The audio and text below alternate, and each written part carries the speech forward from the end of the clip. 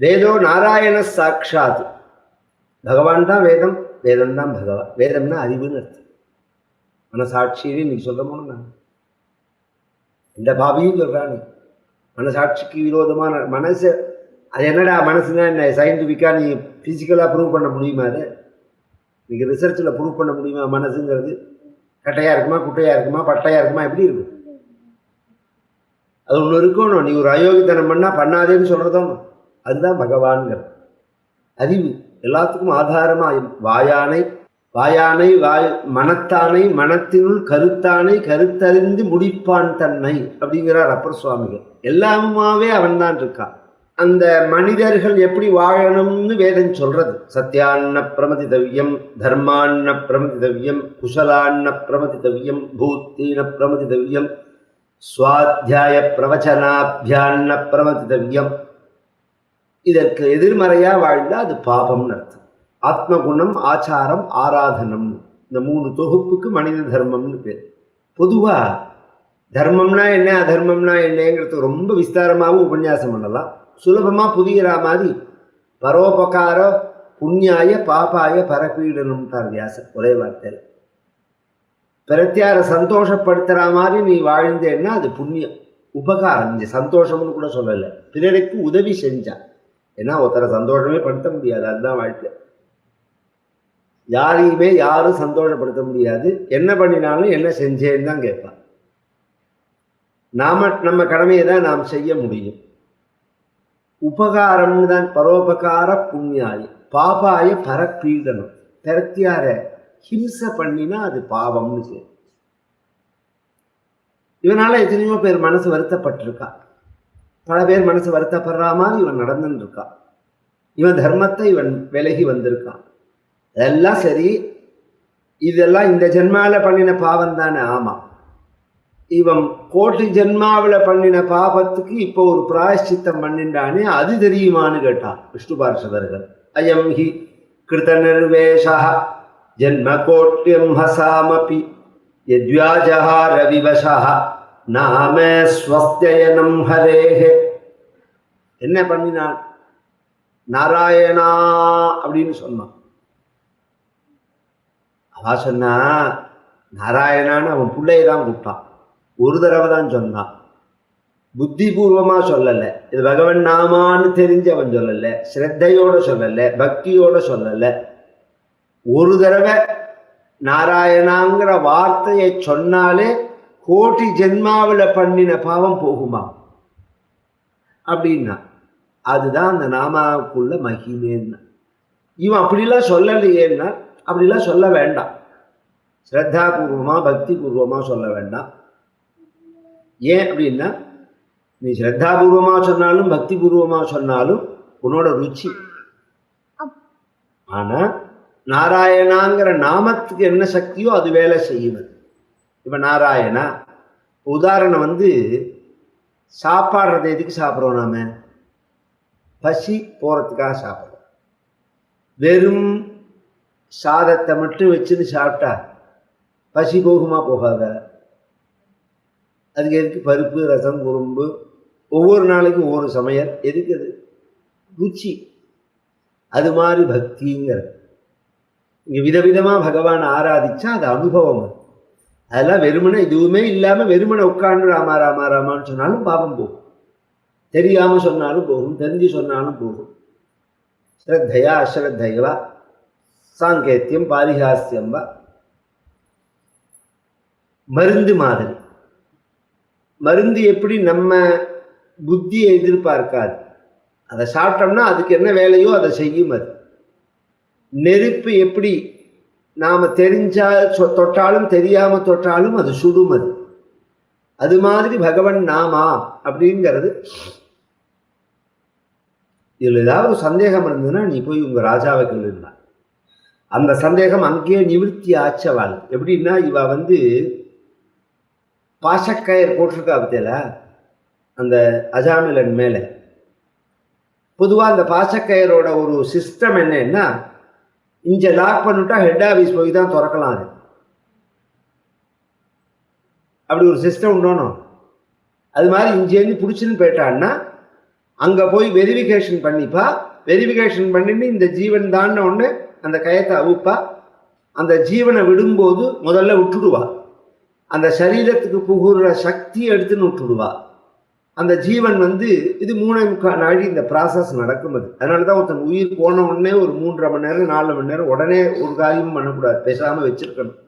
இந்த யமதர்மராஜன் வெரிஃபிகேஷன் பண்ணுறதுக்கு டைம் கொடுக்கணும். அப்படி இல்லைன்னா நீங்கள் அவசர பதிலும் பண்ணலாம், சுடுகாட்டில் கழுவி எழுந்து உட்காந்துட்டாலும் பேப்பரில் வந்து பற்றியில அதெல்லாம் அதுக்கு தான். இப்போ சமீபத்தில் கூட பாட்டி தேதி எழுந்து உட்காந்துலான்னு வந்தது. என்னன்னா இந்த வெரிஃபிகேஷன் உயிர் பேருக்கும் வெரிஃபிகேஷன் பண்ணும்போது தப்பாக பிடிச்சின்னு வந்துடுவா சில சமயம். அது எப்படி சார்னா, என்ன சாதாரணமாக கோட்டிக்கணக்கில் டிரான்சாக்ஷன் நடக்கிற டிபார்ட்மெண்ட் அது, அதில் தப்பு நடக்காதா என்ன? அப்போ அந்த உயிரை உள்ள பூர்வ சக்தியோடு விட்டுடுவா, சரீரத்தில் புகுந்துடும்.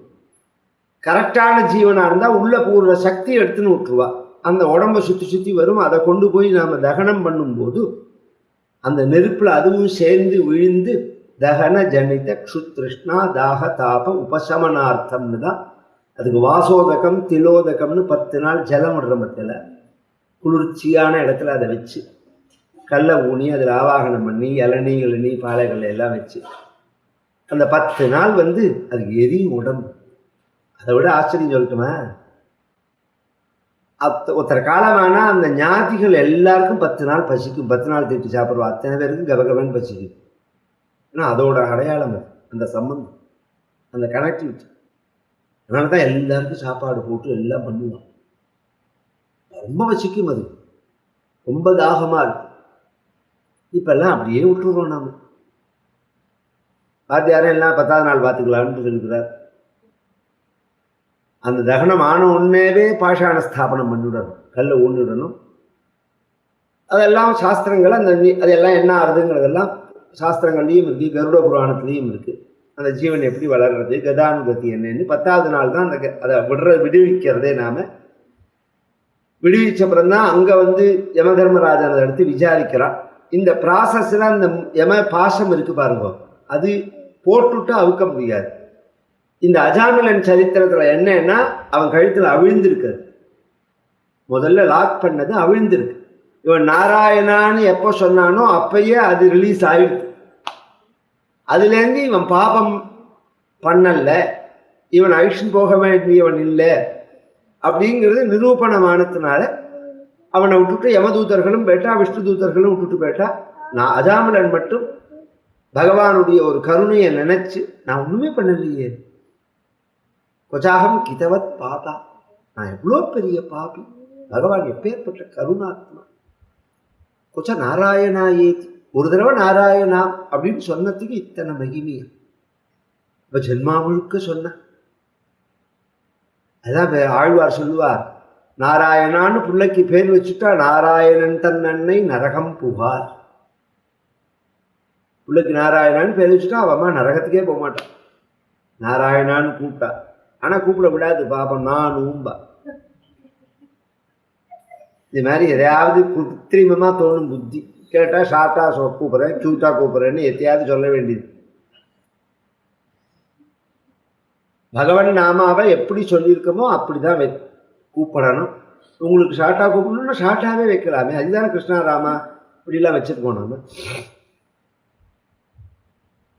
அந்த சரித்திரம் சொல்லி அஜாமிலன் பகவன் நாமாவை சொல்லி மோட்சத்தை அடைஞ்சான்னு யம தர்மராஜனும் யமதூதர்களுக்கு அந்த விளக்கம் கொடுத்தான்னு சொல்லி இதுக்கு பாகவத தர்மம்னு சொல்லிட்டு, அப்புறம் விருத்தராசுரன் அப்படின்னு ஒரு அசுரனோட சரித்திரம் சொல்லி, பரமபக்தனாக இருந்து அவனுக்கும் இந்திரனுக்கும் சந்திர சண்டை யுத்தத்தில் அவன் வதம் பண்ணப்பட்டான்னு உடனே இந்த பக்தி அவனுக்கு விருத்திர சதுஸ்லோகி பாகவதம்னு பண்ணியிருக்கான். அவன் 4 ஸ்லோகம் 6வது ஸ்கந்தத்தில் 11வது அத்தியாயத்தில் 23, 24, 25, 26 இந்த 4 ஸ்லோகம். அது என்ன ஆரம்பிக்கும்னா, அகம்ஹரே ஹே தவ பாதைக மூல தாசானுதாசோ பவிதாஸ்மி பூயா. பகவத் சரணத்தில் பக்தி உள்ள தாசர்களுடைய சரணத்தில் பக்தி உள்ள தாசர்களுடைய சரணத்தில் பக்தி உள்ள தாசனா இருக்கணுங்கிறான். தொத்பிருத்திய பிருத்திய பரிச்சாரக பிருத்திய பிருத்திய பிருத்தியஸ்தை பிருத்தியதி மாம் ஸ்மர அப்படின்னு சொல்லுவாள். அடியாரினும் ஏவல் செய்து, அடியேங்கிற பத்தியில வைஷ்ணவ சம்பிரதாயத்தில் அது இதுலேருந்து தான். அடியேன் ராமானுஜதாசன் அப்படின்பா. பகவத்தாசன் சொல்ல மாட்டா, பகவானுக்கு நேரதாசன் அப்படின்னு சொல்ல மாட்டா, பகவதானுடைய தாசன் அப்படின்னு சொல்றது என்னத்தினாலேன்னா அதுவே போதும்.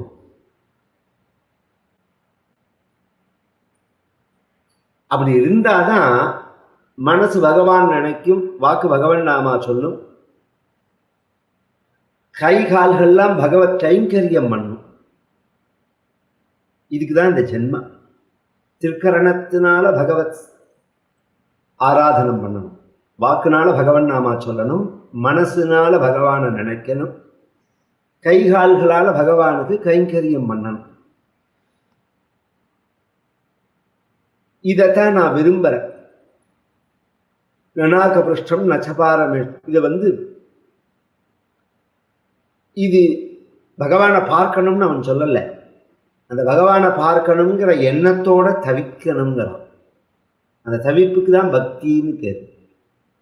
அதுக்கு 3 திருஷ்டாந்தம் சொல்றான். அஜாத பக்ஷாயிவ மாத்தரங்ககா, ரெக்க முளைக்காத பறவை குஞ்சு கூட்டுல எப்படி அம்மாவையே நினைச்சுட்டு இருக்குமோ, கட்டப்பட்ட பசுங்கண்ணுட்டி எப்படி அம்மாவையே பார்த்து நிற்குமோ பாலுக்காக, வெளியூர் போன கணவனை நினைச்சு மனைவி எப்படி ஏங்கி தவிப்பாலோ அது மாதிரி என் மனசு உன்னை தவிக்கணும், உன்னை நினைச்சு என் மனசு தவிக்கணும். இப்பேற்பட்ட பக்தன் யுத்தத்துல போனான்னு உடனே இவன் யாருன்னா சித்திரகேதுங்கிற ராஜான்னு அவனோட சரித்திரத்தை சொன்னான். இப்ப ராஜா ஒரு கேள்வி கேட்டான். இந்திரன் விருத்ராசுரன் இவ 2 பேர்ல எடுத்து பார்த்தோம்னா விருத்ராசுரன் தான் பக்தன், இந்திரன் பக்தன் கிடையாது. அவன் தான் காரியவாதி, அவன் தான் இந்திரன். தேவதைகள் எல்லாருமே காரியவாதிகள் தான். சுகாரிய குஷலாகான்னு பாகவத மகாத்மியத்திலே வரும். தன் காரியத்துக்காக என்ன வேணும், இந்த பரீட்சைத்து கதை கேட்கும்போது ஒரு குடம் அமிர்தத்தை கொடுத்து, நாங்கள் இந்த அமிர்தத்தை கொடுத்துறோம், நீ பாகவதம் கேட்டியே அந்த பாகவத பலனை என்கிட்ட கொடுன்னாலாம் தேவதைகள். இது மாதிரி தான் தேவதைகளுடைய சுபாவம். விருத்ராசுரன் அப்படி பக்தனா இருந்தும் பகவான் அவனை ஏன் ரட்சிக்கல, அனுகிரகம் பண்ணல. அனுகிரகம் பண்ணலன்னு யார் சொன்னான்? யுத்தத்தில் அவன் உயிர் போச்சு. உயிர் போனதுனால தோல்வி அடைஞ்சதுனால ஒருத்தன் பகவத் கிருபை இல்லைன்னு ஆயிட்டான்னோ, வெற்றி அடைஞ்சதுனால பகவான் கிருபை பண்ணினார்னோ அர்த்தம் கிடையாது. பொதுவாகவே நாம புண்ணியமும் பண்றோம், பாபமும் பண்றோம்.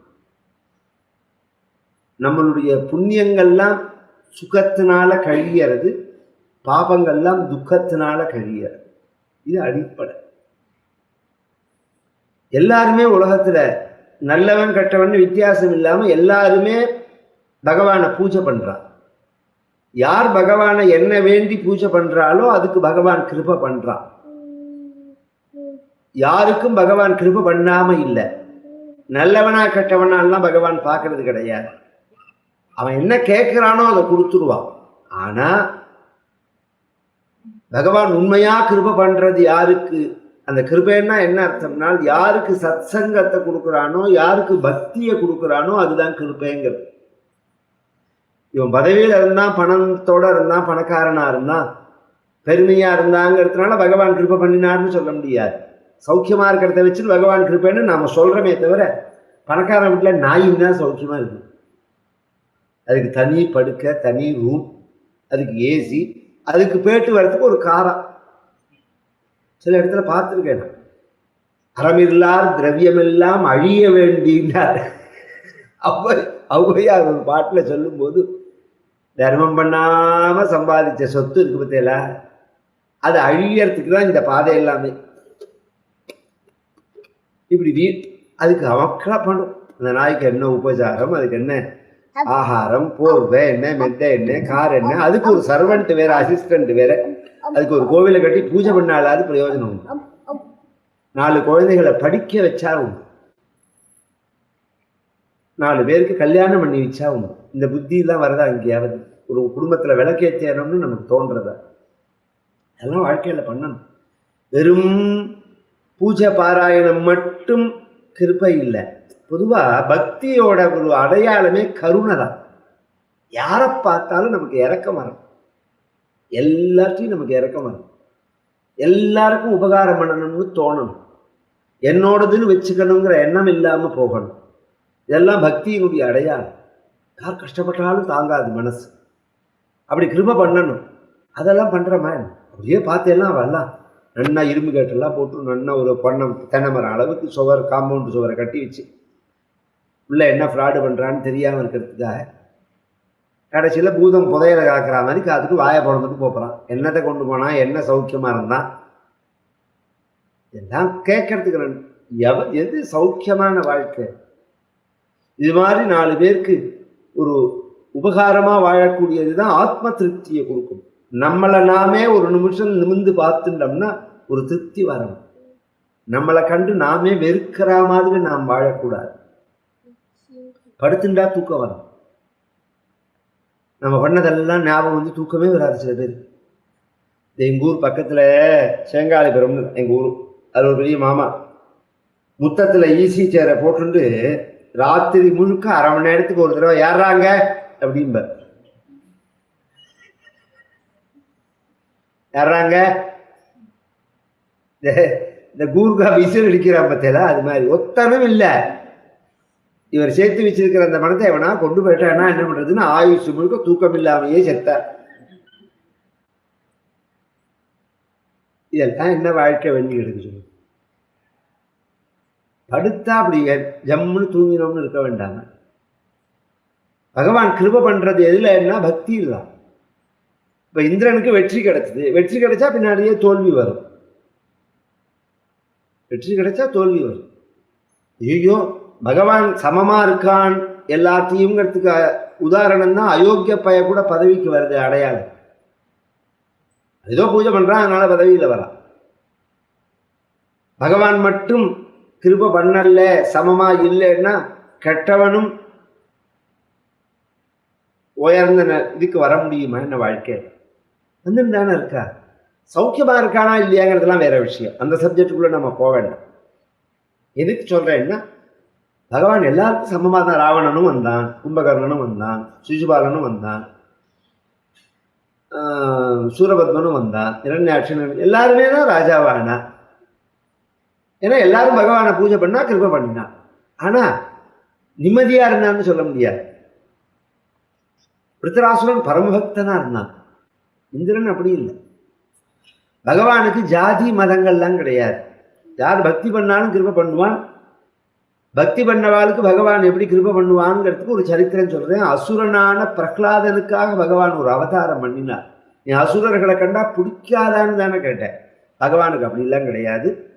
அப்படின்னு நரசிம்மாவதாரத்தை சொல்றார். இந்த பிரகலாத சரித்திரம்னு தான் ஆரம்பிக்கிறார். பொதுவாக எல்லாருமே ஹெட்லைன் என்ன போடுவா, நரசிம்மாவதாரம் அப்படின்னு போடுவா. பிரகலாதனோட கதையில தான் நரசிம்மர் வராரே தவிர நரசிம்மர் கதையில பிரகலாதன் வரானா?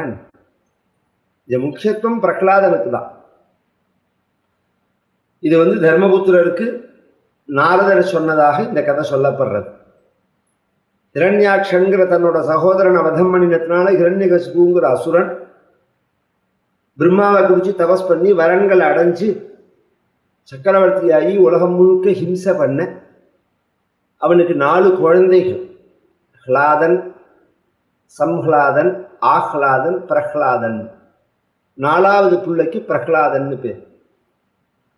அந்த புள்ள பரமபக்தியோட இருக்க, அதுக்கு காரணம் அவன் கர்ப்பத்தில் இருக்கிறதேவே இரண்யகசிபு தபஸுக்கு பேருந்தான். அவ அம்மாவை இந்திரன் கொல்லணும்னு நினைக்கிறதே நாரதர் காப்பாற்றி தன் ஆசிரமத்தில் வச்சிருந்தா. அப்ப நாரதர் சொன்ன அந்த பகவத் குணத்தை கர்ப்பத்திலேயே கேட்டவன் இந்த பிரகலாத். கர்ப்பத்திலேயே கேட்கிற சக்தி உண்டுங்கிறது எல்லாரும் அபிமன்யு சரித்திரத்தை சொல்லுவா. அதுக்கு முன்னாடி பிரகலாதனோட கர்ப்பத்திலேயே கேட்டு பக்தி அவன் உயர்ந்த பக்தன் ஆயிட்டான். அதுக்கப்புறம் இவன் அந்த பக்தியிலேருந்து நழுவாம இருக்க, இவன் பக்தனா இருக்கிறத பார்த்துட்டு உனக்கு இது யார் சொல்லி கொடுத்தா அப்படின்னு கேட்க, தானாவே வந்துடுத்தா. தானாவே வருமா? தானாகவே வந்தது எனக்கு அப்படின்னு சொன்னால் முட்டாள்தனமான விஷயம். குரு கிருபை இல்லாமல், மகான்கள் கிருபை இல்லாமல் பக்தி வரவே வராது. குரு கிருபை வேணும், மகான்களுடைய கிருபை வேணும். அப்படி இல்லாமல் ஒருத்தன் சில பேர் இன்னைக்கு சொல்லுவா, நான் பிறக்கறதுலேருந்தே எனக்கு வந்தது அப்படின்னு. இதெல்லாம் தன்னைத்தானே ஏமாத்திக்கிற விஷயம். நான் அம்மா இல்லாமல் பிறந்தேன்னு சொல்கிற மாதிரி இருக்கு. நான் அம்மாவே இல்லாமல் நானே பிறந்துட்டேன் அப்படின்னு சொன்னால் எவ்வளோ முட்டாள்தனமோ அது மாதிரி குரு இல்லாமல் நான் ஞானத்தை அடைஞ்சேன்னு சொல்கிறேன். கூடும் குருவில்லா வித்தை. குரு கிருப்பை இல்லாமல் ஒருத்தன் பூர்ணத்துவத்தை அடைய முடியாது. ஏன்னா பகவான் பூமி மாதிரி, குரு தான் விதை மாதிரி. சங்கல்பத்தை கொடுக்கிறவர் குரு தான்.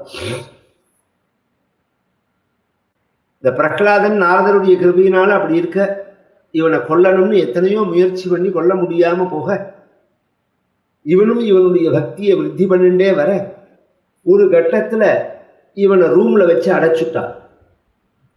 ஒரு ஸ்கூல்ல ரூம்ல வச்சு டீச்சர்லாம் அடைச்சுட, இவன் என்ன பண்ணா, யாருமே ஐயோ இப்படி ஆயிடுத்தே அப்படி ஆயிடுத்தேன்னு நினைச்சா முட்டாள்தனம். ரயிலில் போனாலும் விஸ்வதாசநாமம் சொல்றவாளை பார்த்துருக்கீங்களா நீங்க?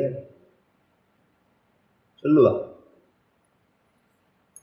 எங்க இருந்தாலும் நம்ம காரியத்தை நம்ம பார்க்கலாம், என்ன முடியுமோ அந்த அளவு பார்க்கலாம். அப்படி இருக்கணும் வாழ்க்கையில். இப்படி ஆயிடுத்து அப்படி ஆயிடுத்து முடியுது எப்படிலாம் இப்படி இருந்தா பெரட்டி இருப்பேன் மாஜலுக்கு. நீ எப்படி இருந்தாலும் பெரட்ட மாட்ட. எங்க இருந்தாலும் நம்மளால என்ன முடியுமோ அதை செஞ்சுன்னு வந்தாதான் நாம ஒரே மாதிரி இருக்கிறதுக்கு அடையாளமே தவிர, இங்கே என்னால் இப்படி பண்ண முடியாது, அங்கே என்னால் எப்படி இருந்தால் பண்ண முடியாது, இதெல்லாம் நம்ம செய்யாமல் இருக்கிறதுக்கு தவிர்க்கிறதுக்குள்ள காரணம். இந்த ரூம்ல வச்சு அடைச்ச உடனே அங்கே உள்ள குழந்தைகளை வச்சுன்னு ஒரு சத்சங்கம். அந்த குழந்தைகளுக்கு, ஏண்டா பிரகலாதா, ஏன் ஒன்று இப்படி உங்கள் அப்பா பண்ணுறார், நீ ஏன் இப்படி இருக்கேன்னு ஒன்று அதுக்கு சொல்கிறான். கௌமார ஆச்சரேத் பிராஜ்ஞா தர்மான் பாகவதானிஹ துர்லபம் மானுஷம் ஜென்மே ததப்யத்ருவமர்த்ததம் பும்சோ வருஷசதம் ஹ்யாயுஹு ததர்த்தஞ்சாஜிதாத்மனஹ. ஒரு மனிதனுடைய வாழ்க்கையில பக்தி பண்றது தான் உயர்வு. அந்த பக்தியும் எப்போ வரணும்னால் கௌமார ஆச்சரேத் பிராஜ்ஞான், சின்ன வயசுல வரணும். கௌமாரம், யௌவனம், வார்த்தக்கியம், ஜர அப்படின்னு வாழ்க்கையை நாளா பிரிச்சுக்கலாம். 100 வயசு ஒருத்தனுக்கு அப்படின்னு கணக்கு எடுத்துட்டா ததர்த்தஞ்ச அஜிதாத்மனஹான்னு 50 வயசு தூக்கத்தில் போயிடும். இல்லை சார், நான் ஒரு நாளைக்கு 6 மணி நேரம் தான் தூங்குவேன், 4 மணி நேரம் தான் சின்ன வயசில் 18 மணி நேரம் தூங்கிடுவேன், அது என்ன கணக்கு? வயசானப்புறம் தூங்க போகிறோமே, ரயிலில் தூங்குறோம், பஸ்ஸில் தூங்குறோம், கதையில் தூங்குறோமே, எத்தனையோ கணக்கு இருக்குது. மொத்த கணக்கு எடுத்து பார்த்தா சரி பாதி வயசு தூக்கத்தில் போயிடும். மிச்சம் இருக்கிறது சரி பாதி வயசு தான்.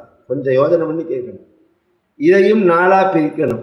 இது மாதிரி குழந்தையா இருக்கிறதே ஒரு வயசு, அப்புறம் யௌவனம், கவலை இல்லாத வயசு. இந்த வயசு யௌவனங்கிறது கல்யாணம் பண்ணிட்டு சௌக்கியங்களை அனுபவிக்கிற வயசு. வார்த்தக்கியம்ங்கிறது குழந்தைக்கு கல்யாணம் பண்ணி, பொண்ணு கல்யாணம் பண்ணி, பிள்ளைகளை கல்யாணம் பண்ணி, பேரம் பேத்தி மாற்றி மாற்றி விவகாரம், கவலைப்படுறதுக்குன்னே உள்ள வயசு. ஜர அப்படிங்கிறது நம்ம உடம்பு நம் சொன்னத்தை கேட்காம போகிறது, முன்னாடி கால் வச்சா பின்னாடி தள்ளணும், இதுக்கு ஜரேன்னு பேர். இந்த நாளா வாழ்க்கையில எந்த பகுதியில பக்தி பண்ணலாம், எது பக்தி பண்றதுக்கு சரியான சமயம்?